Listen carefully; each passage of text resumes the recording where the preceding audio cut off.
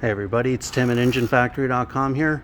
I just finished building this beautiful 302 Ford 350 horsepower turnkey package with the Holley Sniper fuel injection system on it for our customer's 1968 Ford Bronco.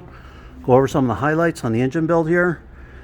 We got the 302 Ford engine here, double roller timing chain, roller lifter camshaft, aluminum heads are on there, roller rocker arms fully adjusted and set, oil pressure extensions installed,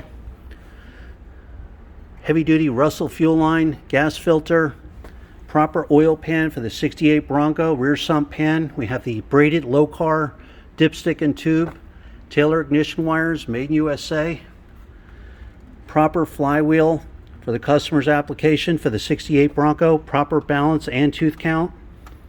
All the manifold vacuum fittings are installed for easy hookups. Every engine is live run, fully tested for over 45 minutes. You'll get a video of your engine running in the stand. Manifold vacuum reading, oil pressure cold and hot, water temperature. The Holley Sniper fuel injection will be completely set up for you.